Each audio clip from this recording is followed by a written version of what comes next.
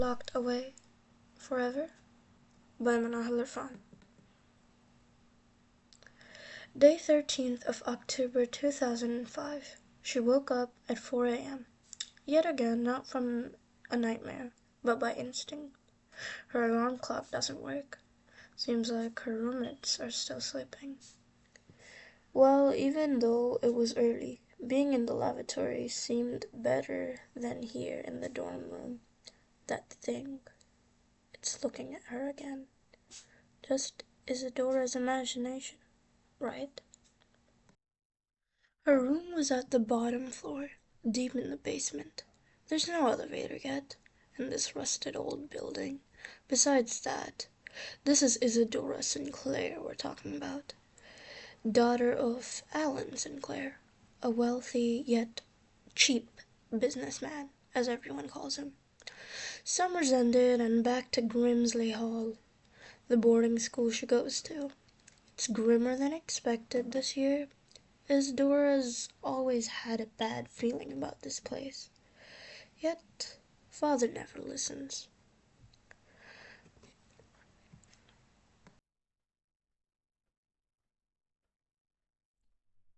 5:25 a.m. It was awful there. She kept seeing things. Everyone kept on babbling about this so-called Jude Evans, who died on the first day of school last year. Seemed like a load of nonsense to her. 8th grade sucked anyways, but for now she roamed until the first period starts, hoping it won't take long. Her classes start at 6 a.m. sharp, and that day it ends up going quite normally for her. For besides that, the fact she saw weird things, yet Isadora ignores that part. Those things are just creatures from her imagination, right? Just like her father said. Everything's going fine. Hopefully, seeing that everyone's on guard after this murder rumor happened, she never talked too much. She was known to be lone most of the time, hardly approachable, usually judging first, taking after her father overall. She tried her hardest to pay attention in class, but those babbling chickens behind her chose not to be quiet. And well, the teacher couldn't care less. She wasn't paid enough for this anyways. I get it. Mostly everyone gets it. Even her. This Jude Evans guy is indeed dead. This news was so last year. Anyways. 11:55 a.m. The final bell rang.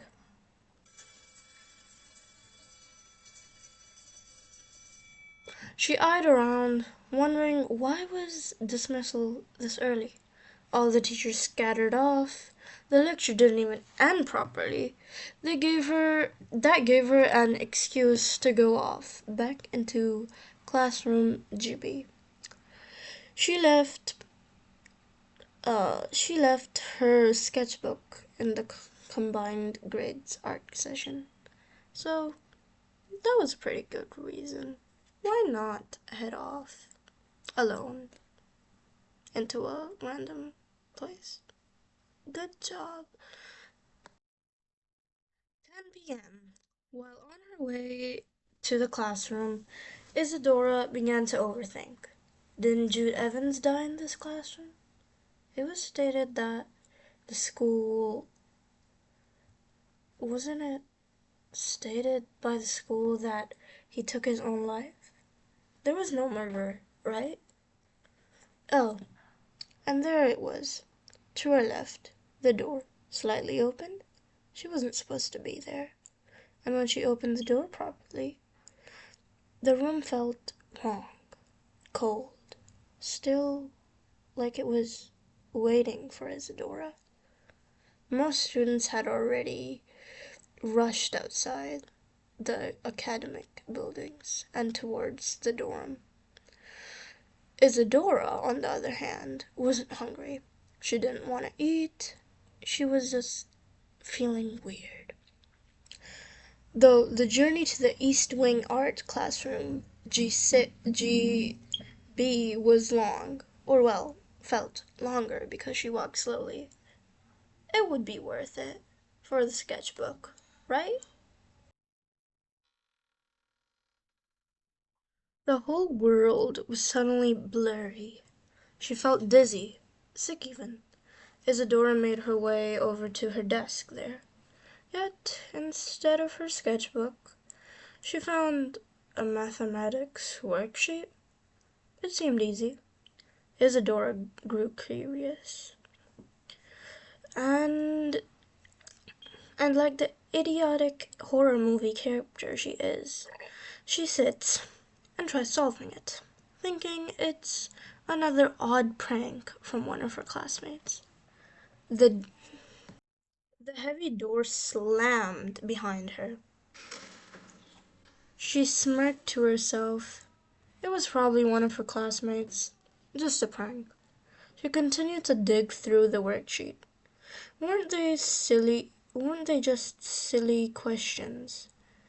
But it kept getting creepier. The She remembered the words of her classmates. This Jude guy was obsessed with solving patterns, sets, numbers, logic. He claimed he found a loop in reality hidden inside a math worksheet. Its final words scribbled on a desk, the very desk she was using right now. The power set isn't just maths, it's a door. The last two questions being, let f equals x is the number of times you felt watched while alone, and s equals your name, your voice, your reflection. How many elements are still yours? That creeped her out. She got up, but there wasn't anything left for her to do. She solved it. That's the last time she was ever seen alive. Her body nowhere to be found. A window of the classroom opened, yet her bare head on that very desk, bloody, with a message wrote in blood right on the very wall. You finished the set. Now you're a part of it. And how do I know all this? That wasn't that wasn't even able to be covered by the investigators themselves. Because, well, because it was me who did it. The one and only Elizabeth Storms, one of her trusted roommates. But why?